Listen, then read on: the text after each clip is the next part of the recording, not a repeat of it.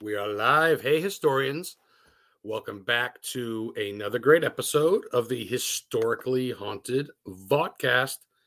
I have a very great guest with me today. And before we bring him on, he's waiting currently backstage, being patient. A big shout out to Alexis Aaron from Alexis Candles by Alexis, my guest 2 weeks ago. Sent me a little care package in. No, you can't eat those. Those are candle wax cinnamon buns. Smell really good. Those are going to get burned here next snowstorm, I think. She makes her own incense too, guys. And you can order online and she'll ship it to you. And these are pumpkin apple incense. And check this out. She sent me this too as a care package. This cupcake candle that she makes. All natural. Look at that. I almost want to eat the fucking thing. So big shout out to her and all my guests. I love that when I get care packages and different shit. So my next guest, real quick, I'm bringing on NOMAR SLEVIK. There it is. I'm trying to look for the book. I'm balls deep in this book, y'all. I got this book from NOMAR when I met him at the main author's meet and greet. Hey, Alexis, what's up? Yes, I was giving you a shout out about your candles. I got the care package, and the UPS guy comes to the door. I'm shoveling the fucking snow in Maine there up by Greenville, Mount Katahdin, and he goes, I don't know what you got, but it makes my truck smell good. And he starts laughing. He goes, my whole truck smells like a hippie. So the incense, the candles, he was all lit up. He was feeling good. So appreciate you, Alexis. Thank you so much. But Nomar, man, this dude here, he is a author. He is he's almost a cryptozoologist. Like he definitely, don't ask him about the Loch Ness Monster. He don't believe in that shit. But Mothman, Bigfoot, stuff like that. He does his own podcast. He does lectures. He does just everything. He works a lot with MUFON. And I'm just going to bring him on. NOMAR SLEVIK. I could sit here and talk about you for another hour, but I got to bring you on so we can talk. But real quick, I am halfway done his book. I really read that. I got his book. He signed it to me. And this dude knows his shit. So without a doubt, NOMAR, what's up? Hey, man. How you doing?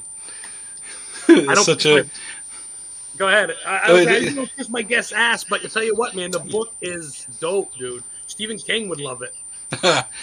Yeah, that would be cool if you read it. But yeah, wonderful intro, and I wanted to shout out Alexis too. I think we friended each other today, via you, you know. So yeah. That was pretty cool. But thanks so much for having me on. This is amazing. Oh, that's really cool. She says you're so welcome. That's cool. I'm glad people can connect. And what I'm doing is like Alexis, she's a candle maker, but she's also, hey, my girlfriend Heather, she's a big fan of you. She wants to read the book when I'm done. She's itching to get it. So that's my girl, cool. Heather Witchen. She says, hey, happy Friday. Everybody's checking in. And speaking of UFOs, real quick, Mr. UFO Fred Richards. Hey, Fred, what up, buddy? Another fellow Mainer. So Nomar, let's get into it real quick. I knew you through Facebook, of course, through both of our idols, I guess, Lauren Coleman, the godfather of love him. Love Lauren. Lauren's the man. We're going to dive right into all that shit. But I just want to talk real quick about how we met. Like, I knew you through mutual people, Gene Tewksbury, and then they all said you were going to be there. And I had to go. And then when I met you, dude, and I got your book, I got the free DVD. I even got your bookmarker in here. And I thought you were a stand-up dude. And then I started reading your acolytes, man. And for someone who's got a lot of acolytes, you're really humble. And I'm like, I got to talk to this cat. So it was a pleasure to meet you that day. And it's a pleasure to have you on. Well, that's very nice to say. And yeah, it was wonderful meeting you in person finally, because we had been, introduced virtually. But to be able to meet you in person and to get your vibe and your personality, it was really cool. And my girl enjoyed meeting you as well. So we're both excited for me to come on tonight. If she's there, man, have her come on. I should have invited both of you on. I didn't think. No, it's okay. But I mean, I'm diving into this. I know you're like into paranormal too. You kind of started off almost into the ghosties, and it kind of just evolved, man. What started you into all this, though, brother? Was it your family? Was it a movie one day? Like, what got you into all this stuff? It was a long time ago. I'm going to date myself, but it was, I was maybe around 4 years old, which was like the early 80s. And I had a sighting of my own. I used to live in Fort Kent, which is way at the tip of Maine. And something had woken me up in the middle of the night. It was like a loud bang or something. And my eyes kind of popped open, and I was like, what's going on, And so I was kind of like, my eyes were darting around looking for an explanation. And then I started to hear like tapping at my windows. And I realized it was actually just rain. And then I saw the sky light up, and I was like, oh, a thunder and lightning storm. It must have been thunder that had woken me up. And again, to remind you, I was 4 years old, and my memory is that of a 4-year-old, you know. So I wanted to watch the lightning, so I kind of like kneeled up on my bed and was watching the window. And my room overlooked the St. John River. It was just across the street. And while I was watching the lightning, like even then, at such a young age, I knew that lightning happened in just less than a split second. And as I was watching the storm, there was a lightning bolt that kind of got stuck in a cloud. It's the only way I can kind of think to explain it. And if I were to ask you to draw a lightning bolt, you would draw that jagged yellow line, you know, or it kind of looks like the charging indicator on your smartphone. And I saw that stuck in a cloud, and it stayed there. And I'm like, this isn't normal, you know? And there was electricity coming off of it, and there were booms, like more booms. And then I don't really know what happened next. I kind of fell asleep, I guess. I woke up the next morning. Yeah. I woke up the next morning, went to the bathroom, and as I was walking from the bathroom back to my room, down the hallway, I could see out my bedroom window, and the lightning bolt was still there. I was like, oh my goodness, I got to go show somebody. So I ran downstairs to get my dad. I brought him all the way upstairs. I don't know why we didn't just go outside, but I brought him all the way upstairs to look out my window, and it was gone. Oh, get out of here. Yeah, so I'm trying to explain to him about a lightning bolt being stuck in the cloud, you know, and that didn't make any sense to him. So he was kind of doing the adult thing, you know, like patting my head and be like, yeah, You're 4 years old, give him a cookie. Okay, okay. Yeah. But I think I had gotten like pretty agitated and excited trying to explain it to him, that he had to kind of get down on my level and put his hands on my shoulders and be like, buddy, it didn't even rain last night. I don't know what you're talking about. And wow, that really confused me. And I wasn't scared. I had no idea what the paranormal was. I didn't know what ghosts or UFOs were or anything like that. So I didn't know what to think of it other than that was really strange. Now, a few weeks later, my mom wakes me up in the middle of the night to a 4-year-old. It could be 9 p.m. It could be 3 a.m. I have no idea. But I'm getting dragged out of bed. They bring me downstairs, and I can see my sister has her winter clothes on, you know, like jacket and ski, you know, her ski pants and all that stuff. And my mom is like shoving me into my winter gear. And my dad scoops me up and brings me outside. We all go outside to the front lawn, and it's, you know, cold as hell. And I'm like, what the hell is happening? And I have my head like tucked into my dad's chest, and he's like, buddy, look up, look up. And I finally looked up, and I saw all these crazy, like, green and, like, reddish ribbons of light. And it was the Northern Lights. And it was the only time I had ever seen them. And I can still remember it just like that lightning bolt in the cloud. So those two things happening so close to each other at such a young age, I think it instilled in me to look up, because weird shit happens in the sky, and I should probably pay attention, you know? You know what's funny? That must be your calling, because for those of you that didn't see, I should have had this rating, but that's, shit, he's not, there it is. Look up, you never know. Yeah. To happen at such a young age, it's almost like they're almost reaching out to you. To have these experiences and to what you're drawn into, dude. I'm reading your book, and I'm going to jump around all over the place because I got ADHD. And everybody's saying hi. Hi, Emily. She's from the UK. She was my guest last week. She goes ghost hunting in 1,500 castles and shit in UK. And it's awesome. Wow. Dope. Don Brown from Tombstone Paranormal with Jim Brown. The one and only Bill Walter. Hello, gentlemen. He says, hello, Gene. Shout out to Gene. Hey. International Crypto. What's Gene, going on? what up? How you doing, Gene? So dude, like I'm reading your book and stuff, and you're at Hackers Hill in Casco, which is like a mile from where my mom lived before she passed away.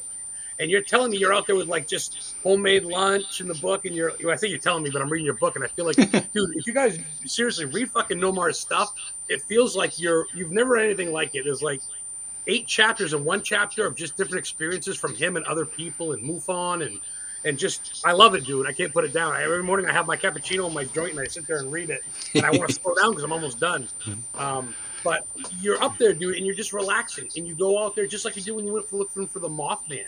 You go out there, you stick things out, you go out there, and you just wait and see. And I think patience is a virtue. Sure. But with you, dude, you don't have to wait too long, it seems like, man. It just kind of is there. Or do you have an open eye for it?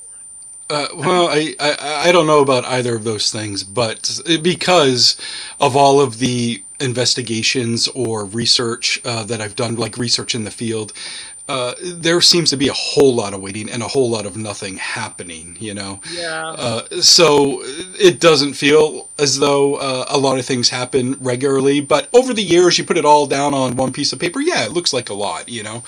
But the Hackers Hill thing, oh wow, Roxy's here too. What's up, Roxy? Oh, what's up, Roxy? She does tours and shit. I believe my girl Heather's a lot of beautiful people here tonight. You're right, Heather. I don't know if it's Nomar and that fucking beard or maybe I'm finally reaching out. Good people here tonight. Appreciate all of you in chat. Absolutely. So Nomar, I watched the YouTube video, dude, of that with that ball, but of course the car at the end kind of fucks with you. Yeah.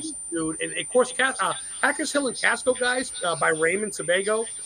You can see all the presidential mountains. It's even got a thing up there that tells you where it's Jefferson Mountain, Washington Mountain, Lake, Rangeley Lake. Am I right, Nomar? You can see. Oh yeah, you can. I think you can see. There's like 5 or 6 peaks. I think there's a little plaque or something up there, and it tells you like all the different peaks you can see and all that stuff. But I didn't even plan on going to Hackers Hill. I was actually going to a different mountain that the name is escaping me now. But this gentleman used to live in a cabin on the mountain that he had built, and while he was living there, he was seeing UFOs quite regularly. And at one point, from his vantage point where his house was, he could actually see the peak of the mountain. And he said that he saw UFOs kind of swooping in and then would go into the peak of the mountain, almost like it was some sort of portal or there was some sort of thing inside the mountain. He didn't know what to make of it. And neither did I, but I thought this story was intriguing and I wanted to go to the mountain to check it out for myself. Now, he hadn't lived there since the 70s, so it's not like I had a place to go to. I was just kind of finding the mountain. Now, I found the mountain, and it was all these crazy little back roads, and I think I was in Casco and surrounding towns. And I finally reached the entrance to start going up to the base of the mountain, and it was roped off. And there was a little sign there that said, "Smile, you're on camera." But everything was nature. There was no poles. There was no light poles. I couldn't see anything electrical. I got out of the car and I was searching everywhere for some sort of camera somewhere. Couldn't see it. So I thought either it's there and I can't see it, or it's just a deterrent for people going up there. Now, I'm not laughing at you. That's word for word what he says in the book. And I was not ignoring you. I was trying to find it because you have a picture. You're like dead ends, turnarounds. I finally make it there. It's fucking blocked off the camera. I'm like, he's literally reading his book to you guys right now. You gotta buy it. Because, dude, you said this dude lived there. And he's like, oh, it's an alien portal. They come in and out all the time. The planes from Brunswick, the Navy guys. Go ahead. I'm sorry to cut you off. I'm sitting here, dude, and I'm like, oh, I love it. You're reading it word it's fucking brilliant. But go ahead. It's awesome. This is a fun interview, first of all. I can't go up the mountain, and I'm kind of like, what the fuck? I didn't live in the area. It was like, 2.5, 3 hour ride for me. Yeah. And I was like, I can't waste coming down here, not being able to go to the mountain. So I actually went and spoke to the police. And I was letting them know what I was doing and that I couldn't get up the mountain. They go, yeah, they blocked it off because there's a lot of roads that are washed out up there. And I'm like, oh, okay. And I mean, this was the middle of summer. It's not like it was just coming off winter or, anything. So I was kind of like, all right, that's kind of weird. But Casco is very small. And real quick, I love that you do that. Even with the Mothman thing, you go there, people aren't allowed on that road after 9 or whatever. And that's one big thing. And I do it too. If you can't seek the authorities, at least ask permission. Yeah. Because it covers your own ass. It really absolutely does. And I think it's not worth being out there. Because even Hackers Hill, you might as well let people know, hey, I'm going to be up there. This is what I'm doing. So no one thinks I'm shooting a porno if they see cameras coming. Right. Not to cut you off, but that's good, guys at home. You kids at home, you listen. Ask permission if you don't own the fucking land. Smart. Yeah, absolutely. I agree. And I didn't always. And I kind of learned a hard lesson one time. So and I was quite young, but going forward, I seek permission or at least explain to somebody. Also, anything can happen. I'm kind of an idiot and I'm klutzy and I might hurt myself, and it's probably good for somebody to know that there's somebody out there somewhere, you know what I mean? So I'm talking to them and I'm like, is there another vantage point where I can potentially see the peak of this mountain? And they're like, Hackers Hill. And I'm like, sweet. And they're like, but it closes at 9. And I was like, what do you mean it closes at 9? And it's, I guess it's like a state park, and there's a gate that closes and you can't drive up anymore. So I asked, well, I was thinking that, but but there was really no place to park except blocking the gate. And there was a sign that said, don't block the gate. And I was like, oh, fuck, like. When you come down, it's like, you get another great view. There's actually a funeral home right there, but the houses are right on the edge of another mountain. Yeah. Yeah, for those of you who haven't been, Casco is a little cool little town. But anyway, it really is. Talking about. I'm curious to find out how you got, because up there's also a church, a makeshift church with a statue with roses and shit. And there's also like 3 huge crosses. Yes. Like they're massive, and they are covered in Christmas lights, and they light up every night. It's kind of freaky to see when you're there. But no one's there. But do they go on? There's rocks. There's money left. There's pictures of people. It's like a makeshift chapel. Fucking bizarre. Hackers Hill, dudes. Yeah, it's a cool spot. No one go there. Only me and Nomar can go there. We don't want to ruin it. There's also a massive cell phone tower that you could literally reach out and touch. Like, there's not much blocking you there. Maybe that's changed now, but the eagle's nest up top. I remember one of them had an eagle's nest. Wow, cool. Yeah, that's cool. So I asked permission if I can go up there. Like, is it possible to leave the gate open? Here's what I'm doing. And they're like, yeah, sure. We'll just tell the guy not to close the gate. And I'm like, okay, sweet. Because I'm going to be up there and it might be 3 a.m. before I leave. And if the guy forgets and he comes and closes it, I can't leave. And they're like, no, don't worry about it. So I'm like, okay, I trusted them. And they left the gate open. I went up there, actually went and got some food, went back up, and was waiting for it to get dark. And ahead of me, when you're up on Hackers Hill, you can see 5 or 6 different mountain peaks at different distances away. Beautiful. And the mountain that I was interested in wasn't that far away. I think it might have been the closest peak to me. So I just had this great vantage point, maybe even better than being on the actual mountain itself.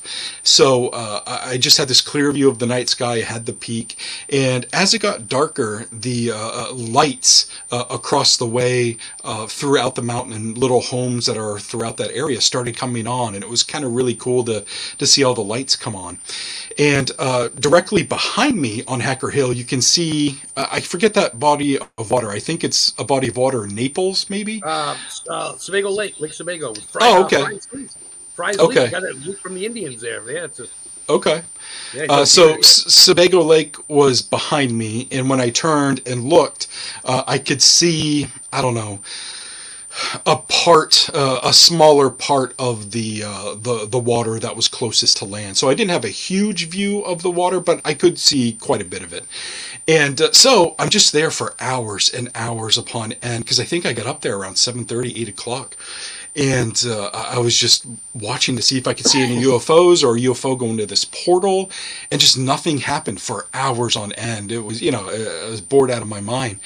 So I would kind of like get out and, sit in front of the car. I kind of explored around, all the while keeping an eye on the sky and everything. And I even forget now what time this happened. It might have been after midnight, but I had looked behind me towards the body of water, and I saw a light hovering over the water. And I was like, what the fuck is that? So I kind of, like, I'm very human in these moments. I'm not really the best investigator, because I'm just like, oh shit, something cool's happening. I must watch. They're like, wait, you're here to document. So, like, I grabbed my gear, and I had a full spectrum camera, and I had my, just my cell phone, I think. And I was recording with both devices this light that was over the water. And if you watch the video, which is on YouTube, you can search my name, NOMAR SLEVIK, and then you'll go to my channel. You'll see. Thanks, man. You'll see Hackers Hill UFO down there somewhere. So you can actually see the moonlight behind a tree, kind of reflecting out from behind a tree. And that's where the moon is, and there's this light that's clearly much lower and like down in our atmosphere. It's not like a celestial body. It's literally a light over the water, and it's hovering. So I record it for like, I don't know, 20 seconds, maybe 30 seconds. And real quick, no, this is 6 years ago before drones were big and shit. This is about 6 That's years true. ago, right? 2017, I think, maybe 2016, something like that. Yeah, so 6 years ago.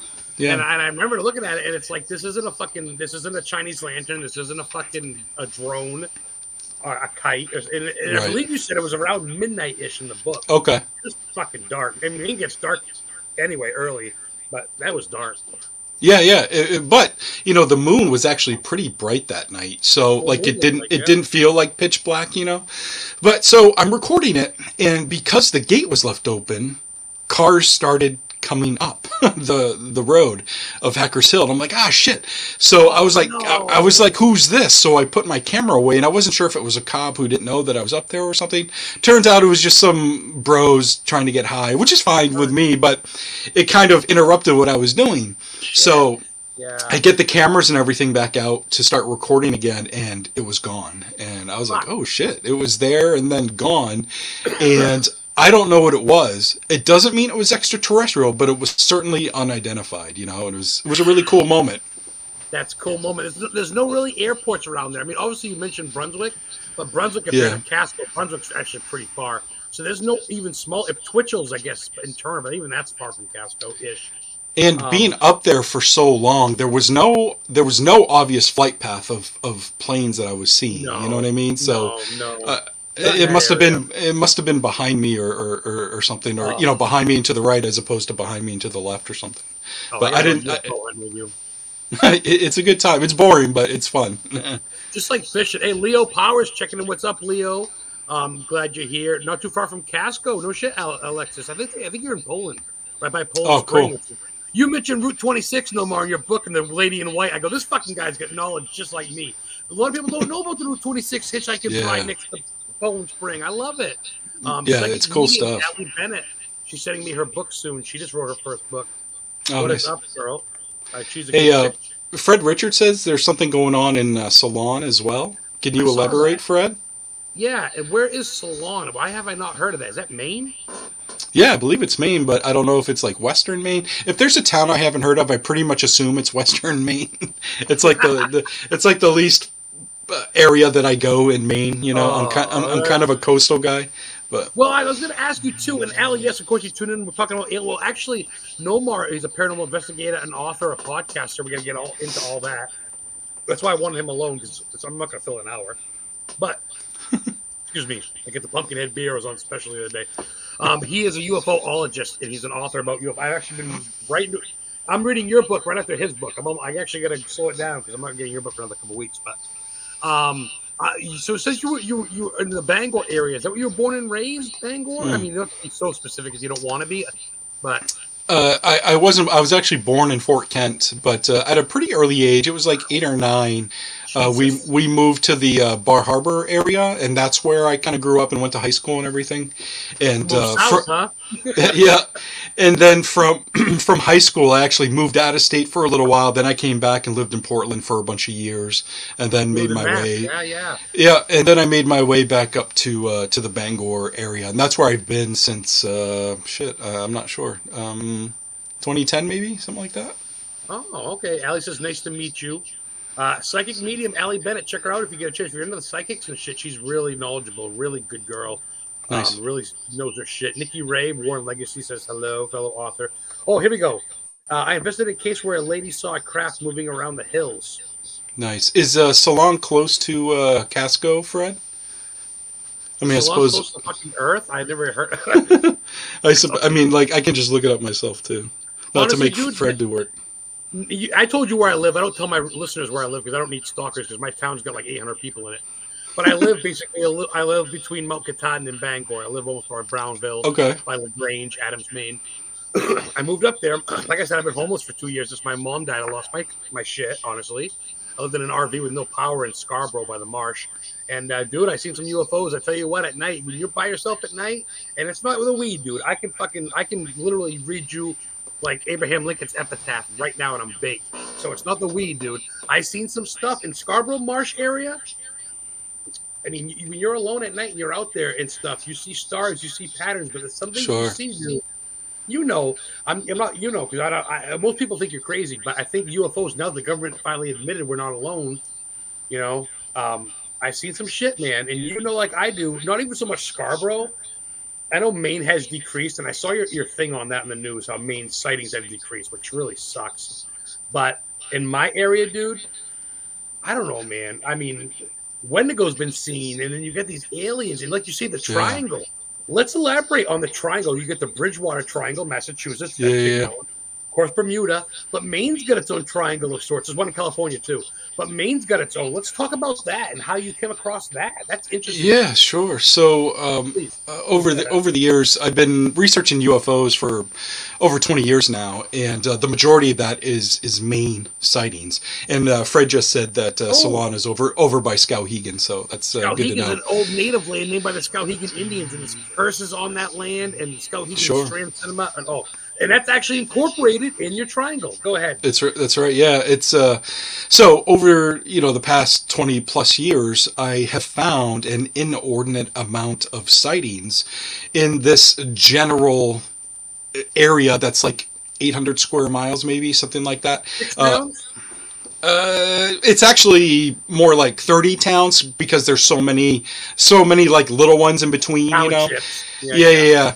But you're basically going like from Skowhegan to Farmington to all these areas, and it basically includes Somerset and Franklin counties.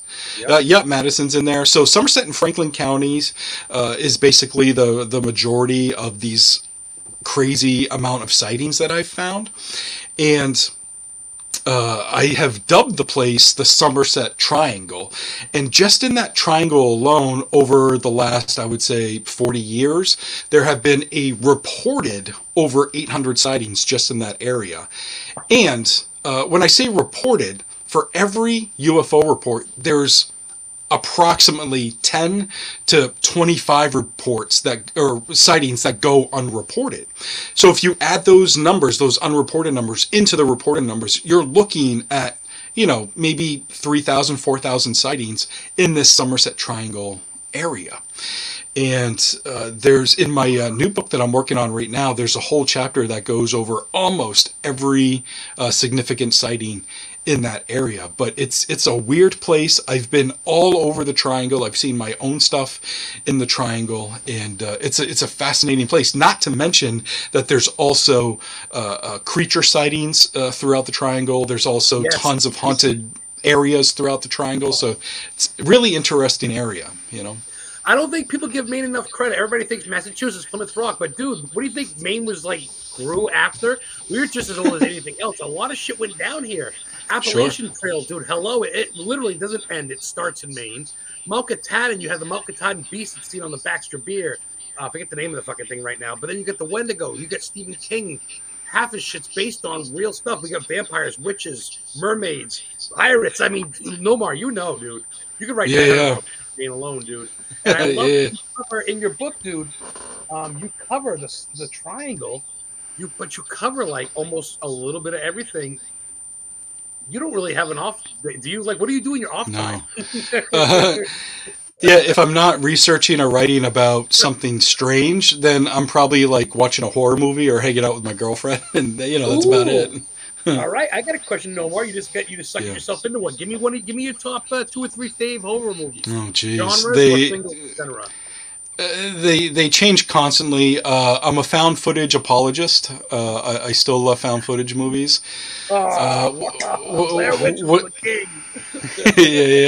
I really enjoyed Fourth Kind. Alien abduction, and it was kind of like a movie found footage hybrid. I thought that was really well done.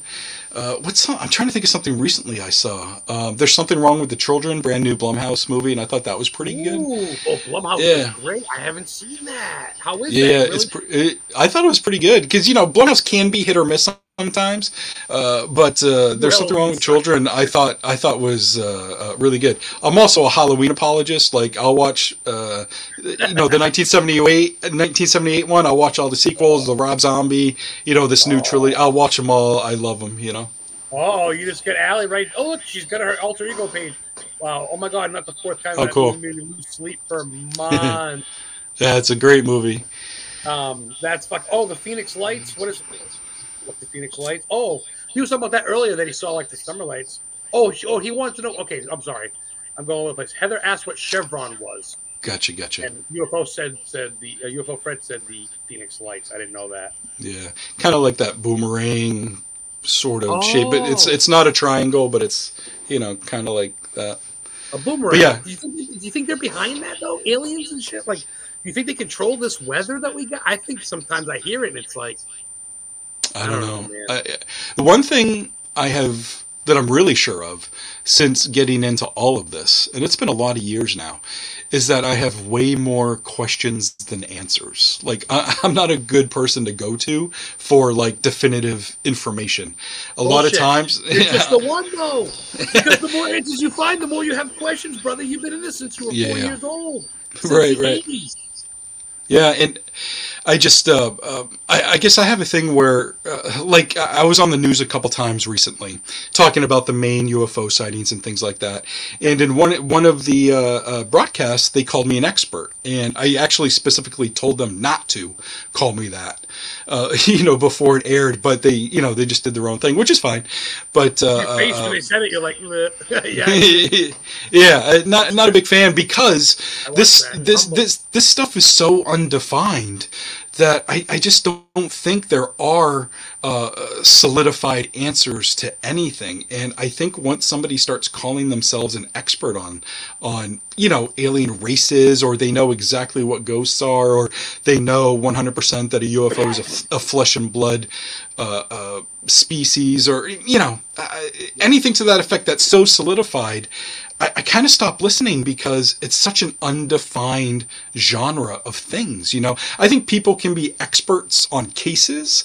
You can know a case up and down. You know what I mean? There's so of course things like that can exist, but look at Lauren Coleman. Yeah, not to cut you off. No, that fucking. I'm sorry to swear. He hates when I swear. He's one of the most humble. He's like everybody's grandfather. Him, the Warrens, Han Holzer. You look at these people, even the dude, what's his face, Travis, that got abducted, said it was a lovely experience with him. Yeah. He realizes now that he feels like it saved his life. Right. So I think people learning every day. He didn't know that 5 years ago, dude. Even Betty Hill, until she died at 90-something years old, was still taking classes. Right. So I think that's humble of you, Nomar, because a lot of people look at you and go, look at this guy writing books, a DVD. This guy knows his shit, and you do, Nomar. You do. I'm going to pat you on the fucking back whether you like it or not. But I appreciate it. Expert, brother, is pretty, because people go, you're a historian, you must know that. I go, am I the world's historian? I'm learning new shit every day, dude. Right. What do you think I keep doing this? I get it's like porno to me. I want to learn new info. Wikipedia, dude. I'll write a new case. Right. I love learning out that where I live in Maine, there's sightings like that. I live right above the triangle. I live literally 10 minutes from Brownville.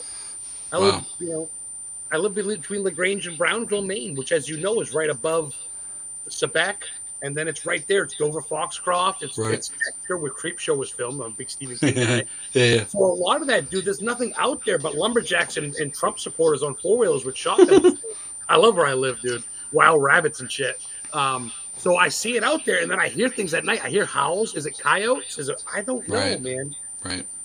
I don't know. Yeah, it's fascinating stuff, man, and it's been a pleasure to kind of like unofficially catalog as many sightings as I can, especially really interesting sightings. If I'm putting a book together, I do want it to be readable, so I'm not going to put every story where someone says, oh, I saw a light in the sky and it was no big deal, So I am trying to look for things, but for doing this as long as I have, and all of the research I've done and some of the different subscriptions I have, like newspapers.com and stuff where I can look at old articles, and just recently, just late last year, I think it was probably November, I came across a case from Maine that I never heard before.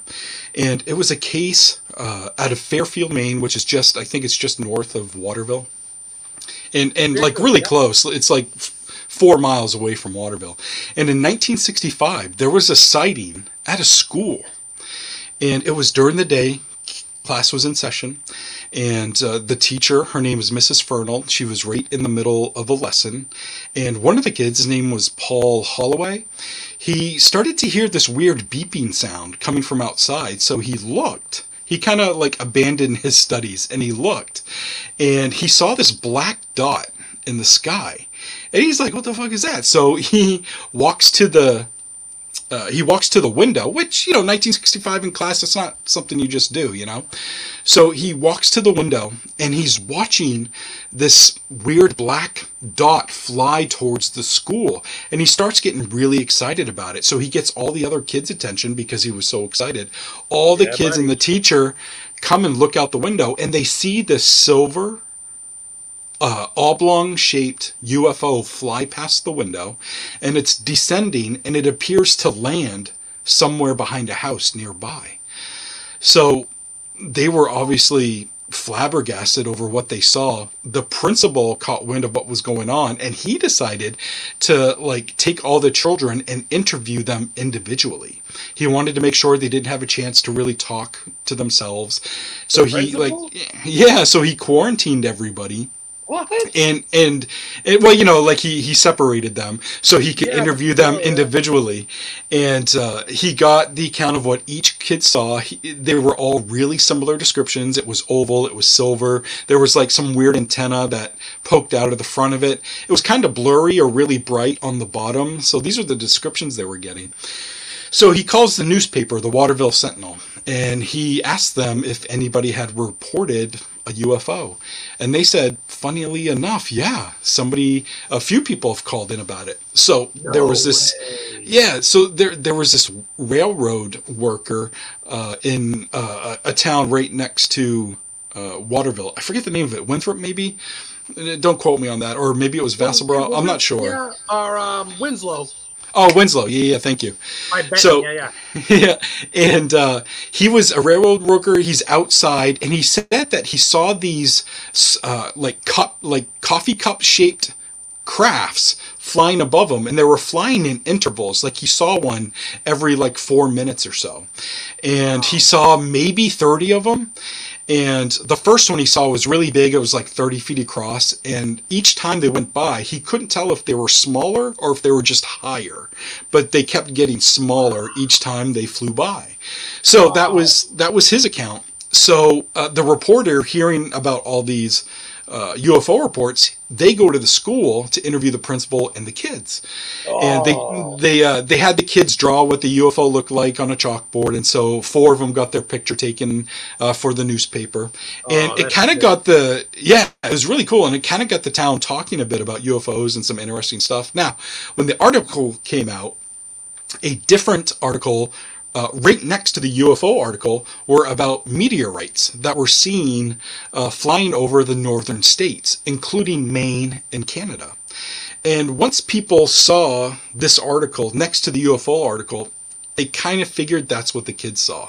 And the UFO hype kind of died down, despite the drastic difference between what the kids saw, which is an oval silver thing, and a meteor, which is obviously looks really different. So I don't know why the townsfolk kind of, bought into that, but they did. And the story kind of died down and was sort of lost to time, and I was digging around and heard, I read somewhere, I can't even remember where I was, but I read this little piece that these school children in Fairfield saw a UFO, so I did everything I could to hunt it down.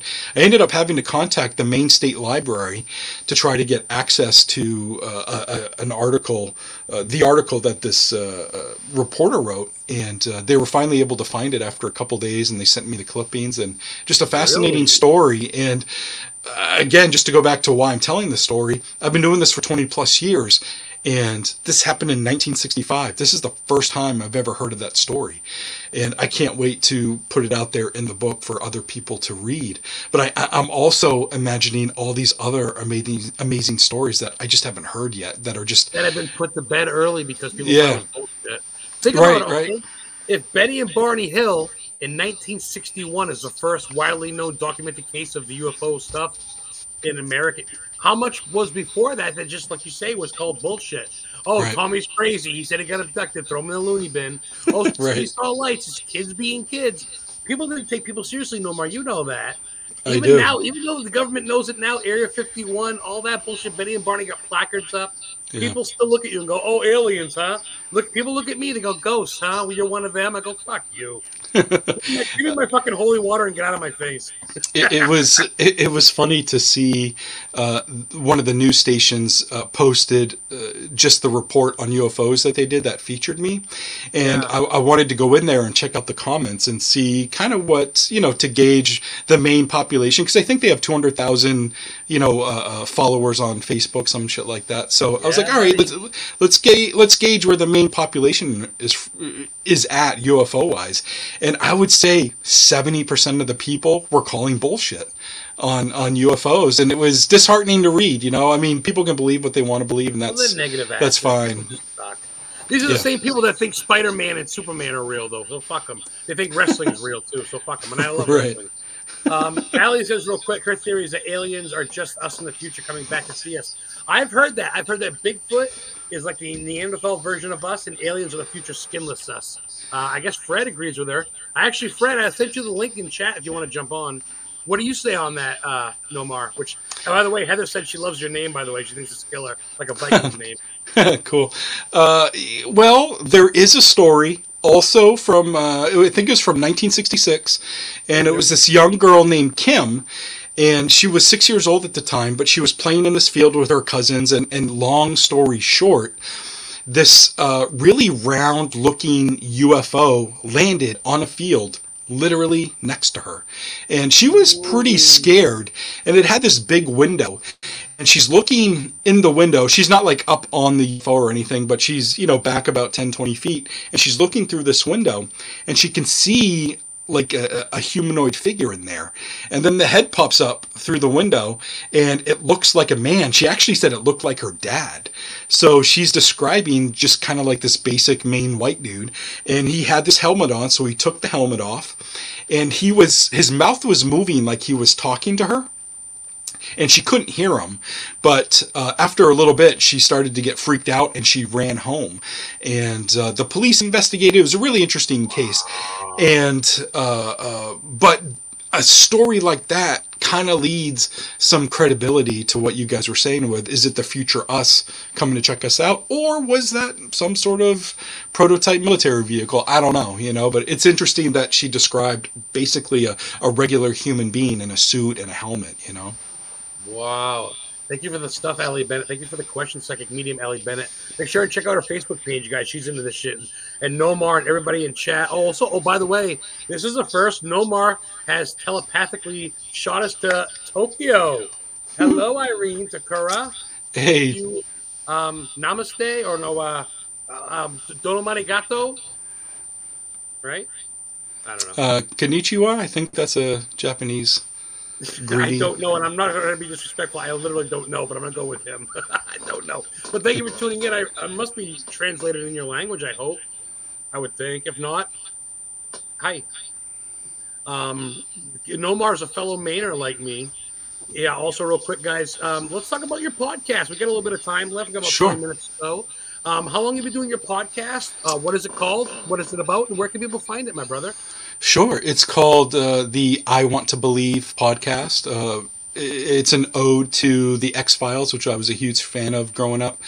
And it's available wherever you get your podcasts. So just type in I Want to Believe in Spotify or Google or Apple or something, you'll find it. And it's basically a podcast where I share strange stories. We cover everything from UFO landings to ghosts to black-eyed kids to reincarnation. Just if it's an interesting story, I want to cover it. And it's typically one story per episode, and it's done kind of thematically, if you will. There's a music bed, there's sound effects, and it's read as professionally as possible. And I just try to make a really great listening experience each episode. And one thing we used to do, this changed this year, but one thing we used to do was we actually released all episodes at once at the beginning of the year, kind of Netflix style. And we did that for about 5 years. And this year thought we would change it up and release one episode per month all year, and and see how that goes. And because I get a ton of email like, oh man, these are great. Like, can you put something out every week? Like, first of all, no. They take me like 10 hours to do one episode.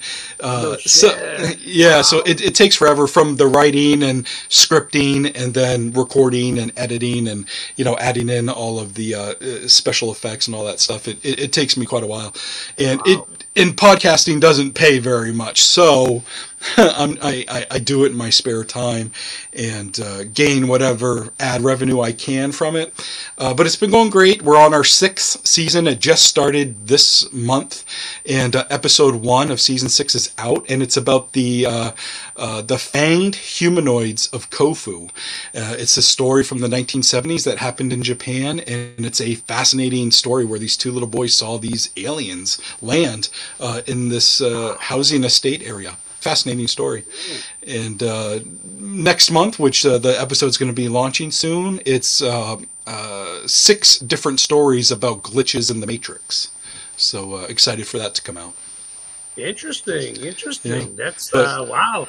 I actually subscribed to. I went through. I know I've been going late, but I'm going through a lot of stuff. So when I have guests come on, I try to check out their shit. Sure. And I'm not gonna lie, I don't follow everybody. Man, some stuff I like and whatever, but I'm like, nah. But with you, dude, I checked it out, and I subscribed to your YouTube. I subscribed to your Spotify.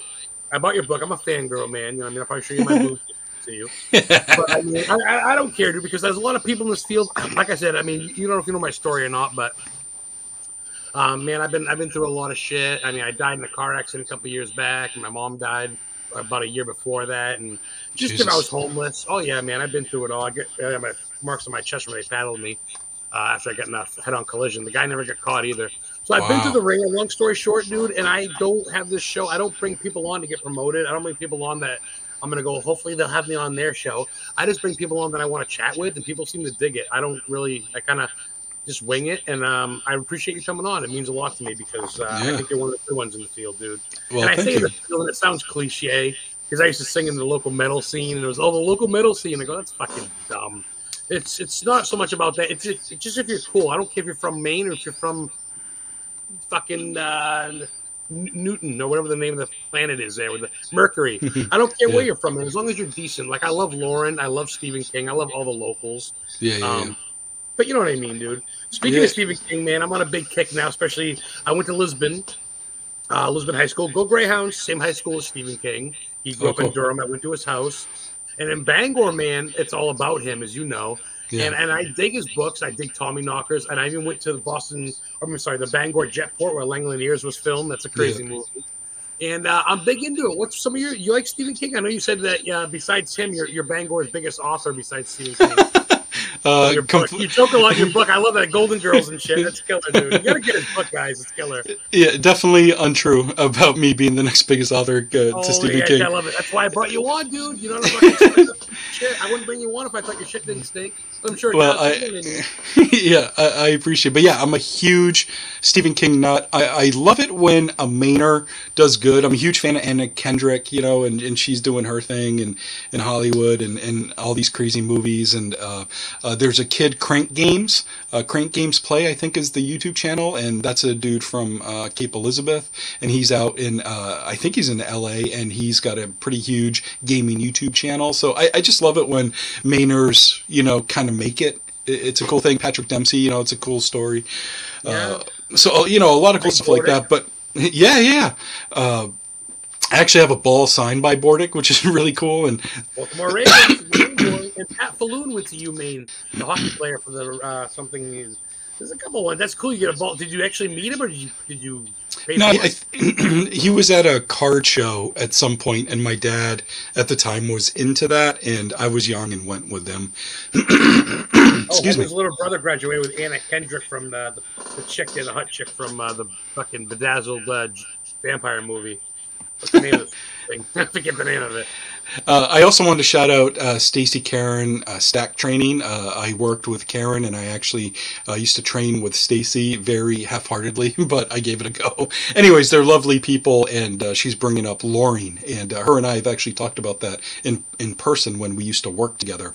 And but yeah, Lauren Air Force Base where fish played. Yeah. Lauren Air Force Base has a crazy shit ton of multiple UFO encounters. There's one specific UFO encounter from October of 1975. It happened over a 3-day period, and that's the thing that kind of gets talked about the most. Fascinating story and everything, but there's also a plethora of other sightings, and I go through them all in this new book that I'm working on right now. But so much stuff happened at Loring that I actually went up there in 2017, and I wanted to spend some time on base. To see you later, Bill. I wanted to spend some time on base and get a feel for it, so I kind of did that whole thing again where I go to the cop shop and let them know what I'm doing. So I go to Loring. It's completely abandoned, like the base itself, completely abandoned. Around the peripheral of the base, there's a bunch of little businesses. There's a job corps. The Department of Defense actually has an accounting department there, which is really interesting. And I kind of wonder if some of the money from their UFO department went through that Department of Defense accounting department. Kind of interesting to think about. But so I'm on base and I'm there in the middle of the night, and while I'm there, there's actually cloud cover. It was drizzling. I think it was like 1, maybe 2 in the morning, and I've got this perfect view of the night sky, and I see a light in the sky. And I start recording it. That's also on my YouTube channel. I think it's UFO at Loring Air Force Base. But I see this light and I'm watching it, and I start recording it, and I move my car just slightly. Like I roll, like, I just put it into drive and roll like 5 feet. And I don't know what that did, but it did something, and the light didn't like it. And the light did this weird flickering thing, and then it swirled and took off, and that's captured on camera as well. Whoa. And it's just fascinating that since the 1950s all the way to probably now, but at least 2017 when I went there, weird lights in the sky shit happens at Loring Air Force Base, and it's utterly fascinating. So many great stories out of Loring, so I'm glad Karen brought that up. Thank you, Karen. Thank you for also Stacey Karen Stack Training. Awesome. That's a nice little plug there. Thank you for chiming in, watching the show, and checking that out. That's funny. That's real. For those of you who don't know, that's kind of upper Maine-ish. Maine's got, Maine's got a lot of land that's uncharted. If you're not really from Maine, all you really know, I guess, would be Portland, maybe Augusta, maybe Lewiston, maybe Bangor because of King. But for the most part, dude, we got a lot of terrain. Like, dude, since I moved up here, right? And it's not about me, but I got to know because I know you've been there, or maybe you haven't, but you've heard about it. I drove up to Greenville to Moosehead Lake, and you know where I stopped? Fucking Elephant Mountain B-52 crash site. Oh, yeah. That's wild shit. That's a crazy story as well. And there's been rumors, UFO rumors. I think people are kind of putting that in there to make it maybe an even more interesting story. I'm not sure, but yeah, the B-52 crash is wild thing that happened. Wild thing. And Stacey, yes, great video. Fred Richards just shouted out that they managed paychecks over at that Department of Defense accounting department. So thanks, Fred. I appreciate that. Fred, if you check your messenger, dude, I sent you the link. You can jump on for the last 10, 20 minutes here and say hi if you want. If it's okay with Nomar, you can jump in. And of course. Linda says love it's Fred. Awesome.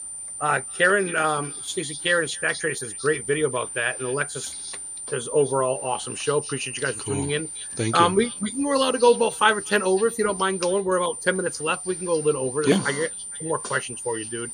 And I like to get as personal as possible, though. Mean has a lot of great. Yeah. Well, that brings me to my next question. Nomar, even Fred chime in and jump on, Fred. I have a story.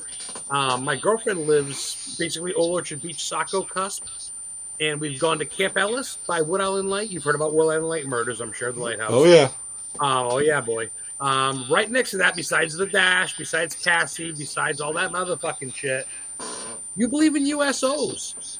Yeah, I do. Unidentified submerging objects, guys. And I think the U.S. government the U.S. government has actually come up with a name for them recently with, all of the UFO stuff that they're doing. They're calling them transmedium objects. And it's an object that can traverse land, air, or water. And they're calling them transmedium objects. We don't even have to do that. Well, I'm sure they do, actually, but maybe it's not something that we know about. But some interesting USO stories. There's one actually out of Bucksport. These folks were driving over the big bridge over to Searsport that goes right by Fort Knox and everything. And after they crossed the bridge, they saw this UFO. They didn't see it come out of the water, but they saw mud and kelp hanging off of the UFO, which indicated to them that it had come out of the water, which is really interesting. And in 1995-ish in Southwest Harbor, an actual high school buddy of mine confided in me, because I was always asking for stories from friends and stuff growing up. Attaboy. But he told me he lived in Southwest Harbor at the time, and his parents a bit highfalutin. They had a nice house right on the harbor, and they had a balcony that overlooked the harbor. And he was eating breakfast up there one morning, and he heard this loud splash or commotion in the water, and he looked up. And when he looked up, he saw this perfectly spherical silver ball hovering over the harbor, and there was water, a column of water just pouring off of it, like it had shot up out of the water. And he watched the water coming off it like a big exactly. And he watched it for a second, saw the water coming off of it, and then it shot off into the sky. And fascinating story. I mean, when it's got kelp and it's got seaweed and shit and off it, and it's probably got a little bit of barnacles on it, dude. How long's this thing been down there propped? Is there cities underwater like Atlantis? They say this stuff like Comonamo Bay. It's funny, real quick. Southwest Harbor. I went there because that's where they shot Storm of the Century. Bon and Sin, come on in. Yeah. They shot that right in the downtown there. I went to the little harbor where you see the boats in the beginning. Yeah. I lined up the apartment. I lined it up just right for my YouTube, and I get the little building downtown, the little Anderson store. Oh, nice. Yeah, Southwest Harbor's killer. There's a lot in the ocean. Well, the reason why I bring that up, Nomar, I'm not going to make it about me, but real quick, I got a story. No, please. If you want me to come on your show, I will. But it's honestly, dude, I got a video of it. I don't share it because it's not trademarked, but there is a light in Casco Bay off thing. I've seen it twice now, and it's underneath the water. Now, hear me out real quick, and I'm not a fucking nut, dude. My girlfriend saw it. She's not as stupid as me. It's not the moon, Nomar. It's not the lighthouse. It's not the moon. It's not lights from boats. It's almost like someone's got a light underneath, like a searchlight, but it goes around and then it stops and it gets bigger. You have to ask Heather. And I've only seen it twice in my life. We go sometime and I watch it at night and I wait for it. I've gone sober. I've gone stoned. It don't matter. I don't drink and drive, so I'm not drunk when I see it.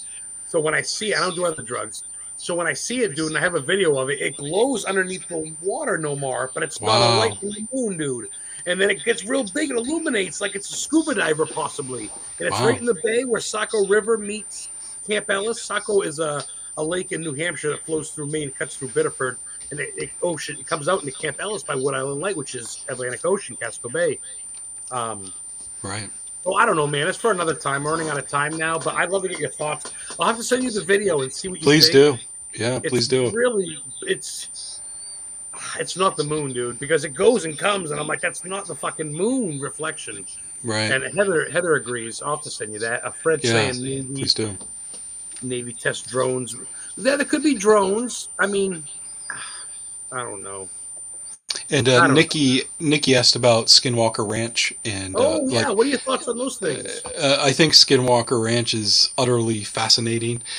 Some of the stuff that happens there is truly extraordinary. I guess, like the show is actually really fascinating. It's one of the few paranormal shows that I'm like really into and think that is really interesting, and there's something to it, But the book, The Hunt for Skinwalker, with George Knapp and Combe, I forget the doctor's last name, but it was their NIDS research team that went over there when Bigelow owned it and all that stuff, and the crazy shit that their scientists saw, with these portals opening up on the ground and these Sasquatches or some sort of monster walking out of them, or seeing these portals open in the sky.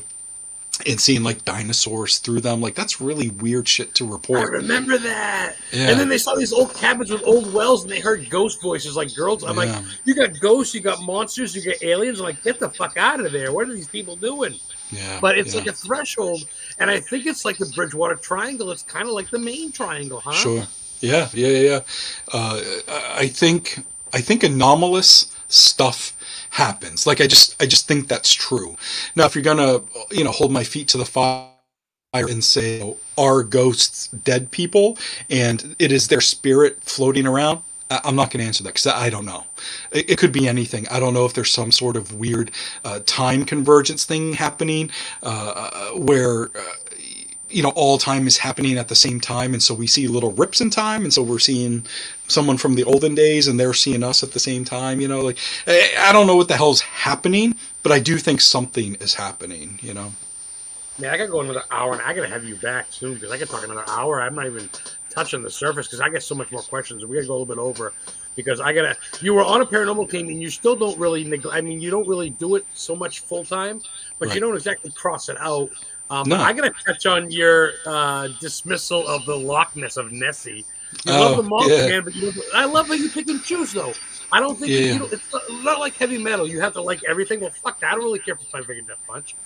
So I have to like every heavy metal thing. Fuck you. I don't like Vertigo or whatever. So Right. I love Pantera.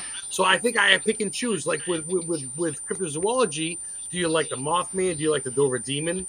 Lauren Coleman. With all this stuff. So what makes you think that like Wessie? And do you think that Champ is like that? The Lake Champlain monster or Cassie even is just well. It's not that I don't like them or don't believe in them. I just a lot of the general thought of what Nessie and Champ and Cassie, Ogopogo, all these lake monsters and river monsters and ocean monsters. Brontosaurus is almost like. Yeah. And I'm not convinced of that. I do think there's something there. I've read a lot of research on eels and how eels, if given a big enough area with enough of a food source, can grow really, really big. And there was even a report, and I don't even remember where I read this stuff. It was so long ago now, but I even read a report of an eel observed by people coming up onto land and attacking a deer and dragging half of its carcass back into the water. And I'm like, wow, that there could be something to maybe that's what these lake monsters are. You know what I mean? But, you're asking me now, I think they're cool as hell. I don't know what they are. Are they Brontosaurus type, old dinosaurs type thing? I don't know. Is it possible? Of course. Oh, yeah. I'm totally giving you shit, and that's possible. Yeah. And the thing is, like Lauren says, even if it's an eel, well, let's examine that now. And I think that's why Lauren is such a good guy at what he does. I'm not trying to name drop him so much, but I think it's a link that you and I have. Yeah. Because I get to meet you through that convention that he found with the movie, and I get to meet the other dude there. I forget his name. He's not Chris Packard. Chris was there. Chris is a good dude, and then Roxy was there, of course. Yep. And hopefully, once I get my book out, I can be part of that crew because I think absolutely, you guys inspire me, dude. Seriously, and I used to think this shit when I was younger, growing up in Lisbon, Maine. Same thing with Stephen King. Yeah. There was a lot of things in that area, dude, where I would see things. These big, even this one time I saw this big green thing, like a big cucumber, but it was huge and it moved like a big slug. It was got to be the size of a baseball bat, and I never saw where it came from. It was in the woods. And Rumbo's area is all Native Americans. I'll never forget that. I was like 12. I didn't smoke nothing, and of course I was alone. I've seen deer and shit out there, but you keep it to yourself, like you say.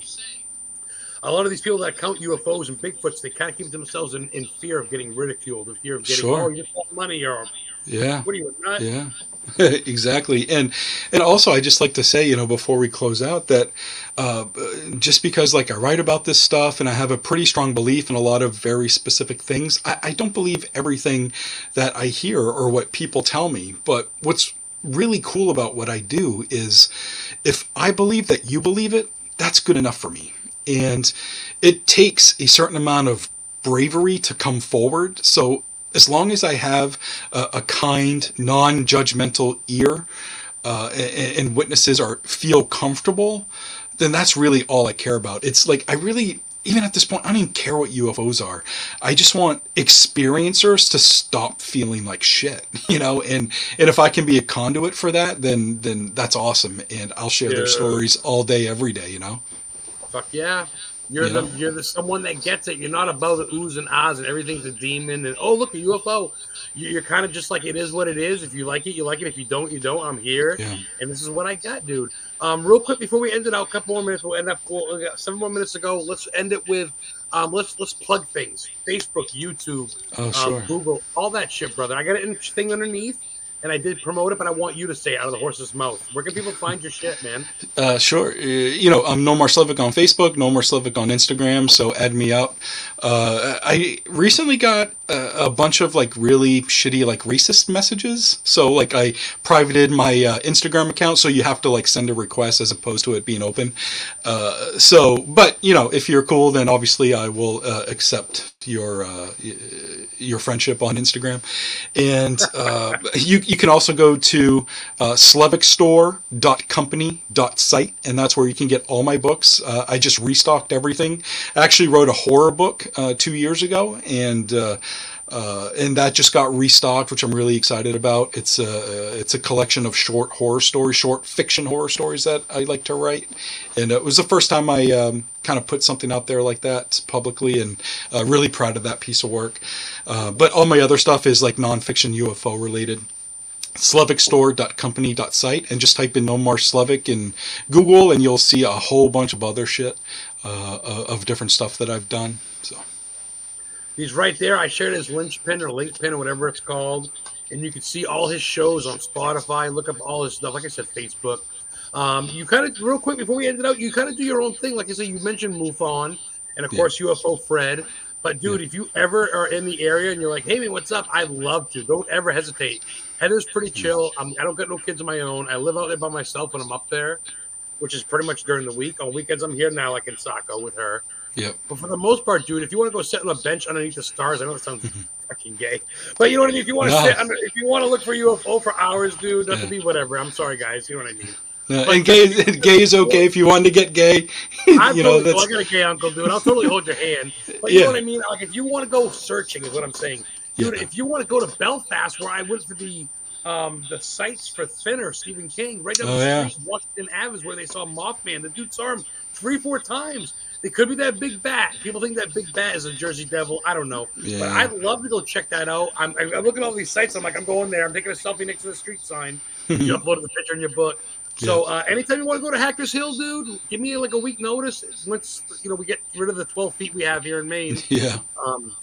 If you want to go to Derry, dude, and try to stalk Stephen King, whatever, dude. Seriously, man. I appreciate your time. Yeah. We're gonna end the show. Is there any question, real quick, before we go? I usually like to ask my guests now. My historically haunted podcast season 2 guests. Since I started new. Is there any question you'd like to ask me before we go off? This might be too long of an answer, but what got you started into all this? Well, of course, so I grew up in Stephen King country. My stepfather went hunting at 8 years old. When I went to Lisbon at about 6 years old, we moved to Lisbon from New Auburn. We lived right across the building where that kid got put in the oven, that apartment building in New Auburn, on the second floor. Remember the dude put the stepdaughter in the oven, think she was a devil, in like 85. Jesus. You remember that? Oh, no. Yeah. The apartment's still there. John Huntington lived there for a little bit, the ghost hunter from Maine. Oh, really? Cool. Oh, yeah. Ask him about it. He lived in that same apartment building where the girl got put in the oven. She was like 8 months old or some stupid How do I not? I don't know how I don't know this story. I can't believe you don't know that. The apartment's still there. It's in New Auburn by the painted wall by Florian's. It's right there. Right across the street, that big orange apartment building, second floor. Yeah. Wow. Evil shit. So anyway, I digress. So that's early. So I moved to Lisbon, right? I'm already fucked up from that shit, right? Because I heard that. So I go to Lisbon, and then my dad goes hunting. Stepdad, and my mom goes, I couldn't sleep. She goes, you want to watch The Shining? They go ahead. She goes, he went to the high school you're going to go to in a couple of years, Stephen King. So I get introduced to Stephen King, and I watched The Shining. I just got done watching Thomas the Train or whatever, Ghostbusters. And I'm watching The Shining with the two girls holding hand and blood, so it kind of got me into that. Yeah. A couple years later, my grandfather dies. The night he dies in 1988, I see him in Lisbon. He walks me in the fridge.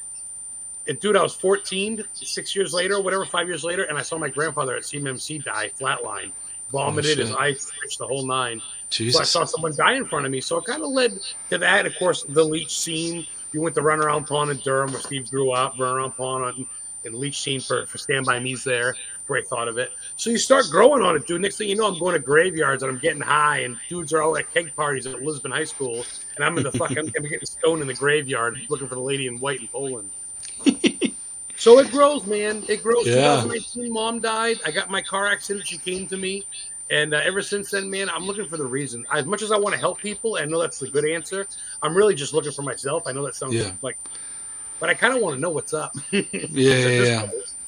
But yeah, long answer, no, that's a great condensed answer, because it sounds like there's a lot of stuff to unpack on each of those things. So we should definitely do this again. I also wanted to mention that, being a huge Stephen King fan, one of the first horror movies I ever saw, the first one I actually saw, was Phantasm. I saw that way too young, and it's amazing. It doesn't really hold up now, in my opinion, but a movie that does hold up, in my opinion, is Silver Bullet. And that might have been the second horror movie I ever saw. And once I saw Silver Bullet, I was a Stephen King fan for life, Werewolves at a young age, God bless your soul. Yeah. And, R.I.P. Corey Haim as well. So. Sure. Oh, yes. God bless him. I love the Coreys. Nomar, it's been a pleasure, dude. We literally get either on your show or my show. I don't care. I'll have you on in like a month. I'd love to do this again, because we just scratched on the surface of what you're doing. Sure. So people, go support this dude. He's an independent author for the most part. He's Maine-based. He's Stephen King-based. But the thing is, he's nothing to do with Stephen King. He's legit. It's like you said, it's nonfiction. So, Nomar Slevik, it's been an honor, brother. Yeah, thank you so much for having me on. This was fun. You make me laugh. You make me comfortable. The people in the comments are really cool. So, what's up, Nikki and Aaron and all those people. And really cool that Karen came, and Fred. So, really cool stuff. I love that, dude. Well, you're respected. I feel like I'm respected. I think this could be a good year, and I'd love to collaborate with you anytime. I think some more Maine boys here might make it, and I think, you know what, we're just humble. We're not reading scripts. We're not losing weight. We got facial hair, and fuck if you don't like us. And I think that's the new thing. I think people want real. I think that's it. So, Nomar, thank you for being genuine. Historically Haunted Podcast, another one in the books. Hard copy will be up tomorrow on my YouTube channel. I'll tag you in on Facebook, Historically Haunted. Anything last words before I pull the switch? Thank you so much for having me. All right. Thank you guys for tuning in. We'll see you next week, where my guests are, I don't know yet. So tune in. Historically Haunted next Friday at